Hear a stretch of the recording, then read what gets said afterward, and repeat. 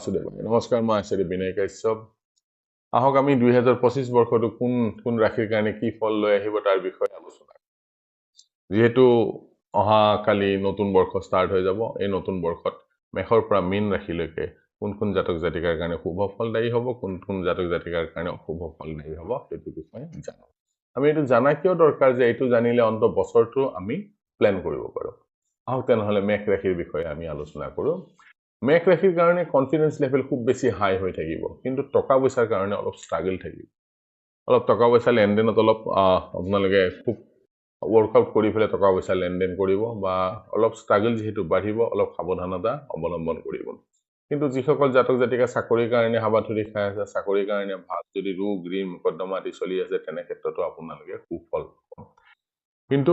যিসকল জাতক জাতিকাৰ পিএইচডি আদি ক্লিয়াৰ হোৱা নাই তেওঁলোকৰ ক্লিয়াৰ হোৱা সম্ভাৱনা আছে বা নতুনকৈ পিএইচডি কৰিব বিচাৰিছে তেওঁলোকৰ কাৰণেও মেষ ৰাশিৰ কাৰণে ভাল কিন্তু কৰ্ম এষ্টাব্লিশমেন্টৰ ক্ষেত্ৰত প্ৰতিষ্ঠাৰ ক্ষেত্ৰত অলপমান বাধা বিঘিনি থাকিব তো এইটো বছৰ অকমান ক্যালকুলেশন কৰি আপোনালোকে আগবাঢ়িলে সুফল নিশ্চয় পাব আহক তেনেহলে বৃষ ৰাশিৰ বিষয়ে আলোচনা কৰো বৃষ ৰাশিৰ জাতক জাতিকাৰ কনফিডেন্স লেভেল অকমান লো হৈ থাকে কিন্তু যিসকল জাতক জাতিকা বিদ্যাৰ ক্ষেত্ৰত জড়িত হৈ আছে তেওঁলোকৰ পঢ়া শুনাৰ কাৰণে ভাল বিদ্যাৰ্থীসকলৰ কাৰণে ভাল বিবাহ যদি কাৰোবাৰ হোৱা নাছিল তেওঁলোকে বিবাহৰ প্ৰস্তাৱ পাব নতুন ব্যৱসায় আদি ষ্টাৰ্ট কৰাৰ কাৰণে খুবে ভাল ফল পাব কিন্তু কনফিডেন্স লেভেলৰ কাৰণে ইয়াতে ভাগ্যই আপোনাক কোনো দিনাখন এইটো বছৰ বৰ বিশেষ এটা সহায় কৰা দেখা পোৱা নাযায় সেইকাৰণে ভাগ্যক দিহাই দি ৰখি নাথাকিব নিজৰ কৰ্ম কৰি থাকিব মিথুন ৰাশিৰ কাৰণে কনফিডেন্স লেভেল এজ ইউজুৱেল হাই হৈ থাকিব নিজে যদি ঘৰ বান্ধিম বুলি ভাবিছে ঘৰ বান্ধাৰ কাৰণে এইটো বছৰ খুব ভাল বা মাটি সম্পত্তি কৰিম বুলি ভাবিছে বা স্থাবৰ অস্থাবৰ সম্পত্তি কৰিম বুলি ভাবিছে এইটো সময় আপোনাৰ কাৰণে খুব অনুকূল সময় চলি থাকিব আৰু চাকৰি আদিৰ ক্ষেত্ৰত বা যিসকলে চাকৰি বিচাৰি আছে তেওঁলোকৰ ক্ষেত্ৰত ভাল ৰোগ ঋণ মুকদ্দমা যদি চলি আছে তেওঁলোকেও তাৰ পৰা নিজাত পাব কিন্তু অলপ গাড়ী মটৰ সাৱধানতা অৱলম্বন কৰিব আৰু এইবাৰ কিন্তু খৰচৰ পৰিমাণ আপোনাৰ অলপ বৃদ্ধি হোৱা দেখা পোৱা যায় আহক কৰ্কট ৰাশিৰ কাৰণে কৰ্কট ৰাশিৰ কনফিডেন্স লেভেল অলপ লো হৈ থাকিব কিন্তু যিসকল ইন্টাৰনেটৰ লগত জড়িত যিসকল শেয়াৰ ষ্টকৰ লগত জড়িত যিসকল লেখা মেলাৰ লগত জড়িত তেওঁলোকে ইয়াতে ভাল ফল লাভ কৰিব সুনাম অৰ্জন কৰিব পাৰিব বিদ্যাৰ্থীৰ কাৰণে ইয়াতে খুবেই ভাল পঢ়া শুনাৰ ক্ষেত্ৰত জাতক জাতিকে ভাল ফল দেখুৱাবলৈ সক্ষম হ'ব বিবাহ বাৰুত কিন্তু এইবাৰ বাধা দেখা পোৱা যায় আৰু নতুন ব্যৱসায় এইটো বছৰত আৰম্ভ নকৰাটোৱে ভাল মনৰ আশাত অলপ হলেও ক'বাত ব্যাঘাত জন্মিব পাৰে আহক তেনেহলে সিংহ ৰাশিৰ বিষয়ে আমি আলোচনা কৰো সিংহ ৰাশিৰ কনফিডেন্স লেভেল অলপ লো হৈ থাকিব কিন্তু টকা পইচাৰ কাৰণে খুবেই ভাল টকা পইচা লেনদেন বা ধন আহাৰ পূৰ্ণ সুযোগ এইটো বছৰ আপোনাক দেখা পোৱা যায় মাটি সম্পত্তি ঘৰ আদি বান্ধাৰ কাৰণে খুবেই ভাল নতুন সম্পত্তি হোৱা সম্ভাৱনা দেখা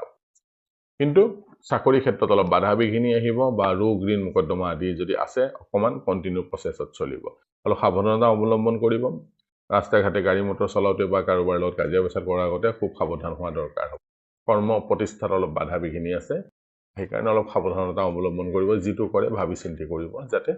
এই বছৰটো আপোনাৰ কোনো প্ৰব্লেমৰ সন্মুখীন হ'বলগীয়া নহয় যেহেতু বিশেষ এটা ভাল দেখা পোৱা নাযায় টকা পইচাৰ বাহিৰে আৰু মাটি সম্পত্তিৰ বাহিৰে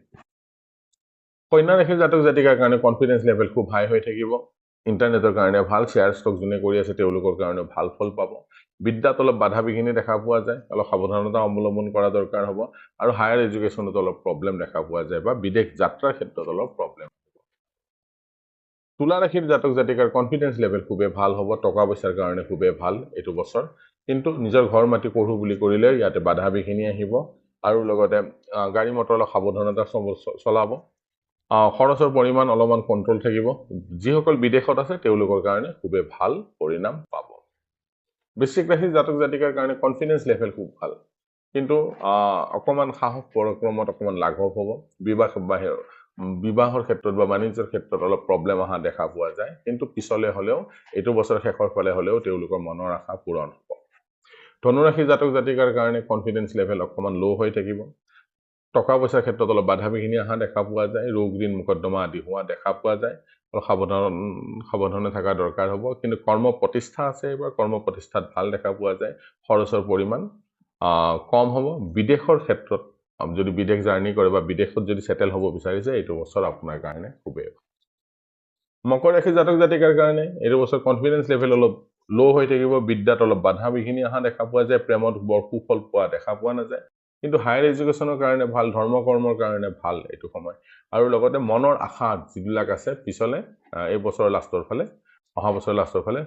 যাতে 2025ত তেওঁলোকৰ মনোকামনা পূৰণ হ'ব। কুম্ভ ৰাশি জাতক জাতিকাৰ কাৰণে একে কনফিডেন্স লেভেল ল' হৈ থাকিব।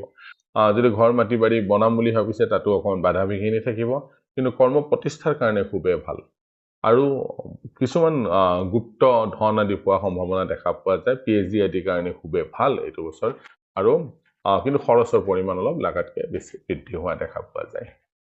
মেইন ৰাশি জাতক জাতিকাৰ কাৰণে কনফিডেন্স লেভেল খুব বেছি হাই হৈ থাকিব, কিন্তু অলপ সাহস পৰাক্ৰম অলপমান কম হৈ থাকিব। কনফিডেন্স হাই থাকিব কিন্তু সাহস পৰাক্ৰম কম থাকিব। বিয়াৰ ক্ষেত্ৰত ভাল, নতুন বাণিজ্য ব্যৱসায় কৰাৰ কাৰণে খুবেই ভাল। যিসকল জাতক জাতিকাৰ বিয়া হোৱা নাছিল তেওঁলোকৰ বিবাহৰ প্ৰস্তাৱ আহিব। ধৰ্ম কৰ্মৰ কাৰণে ভাল, বিদেশ জাৰ্ণিৰ কাৰণে ভাল। কিন্তু অকণমান যিটো মনে আশা কৰা ধৰণৰ যিমান অভাৰ কনফিডেন্স হয়, যিহেতু ভালে মোৰ মনৰ আশা পূৰণ হ'ব, মনৰ আশাত অলপমান ব্যাঘাত থাকিব। সেইকাৰণে অলপ সাৱধানতা অৱলম্বন কৰিব, জীৱনটো বেলেঞ্চ কৰি চলিব। চাব যে এই আপোনাৰো এইটো বছৰ খুবেই ভাল যাব। এয়া আছিল মেষৰ পৰা মীন ৰাশিলৈকে ৰাশিফল। ইয়াক আপোনালোকৰ জীৱনৰ লগত অলপমান ধৰি লৈ সেইমতে যদি কাম কৰে, যিটো কৰিবলগীয়া কাম কৰিব নালাগে আৰু যিটো কৰিবলগীয়া কাম আছে সেইটো কৰক, চাব যে জীৱনটো সুখৰ হ'ব। এই বছৰটো ভালে কুশলে যাব। আশা কৰোঁ এই ভিডিঅ'টোৱে আপোনালোকক অলপ হ'লেও এই বছৰটো প্লেনিং কৰাত সহায় কৰিব। তো এনেকুৱা সৰু সৰু ভিডিঅ' মই মোৰ চেনেলত লৈ আনি থাকোঁ। যদি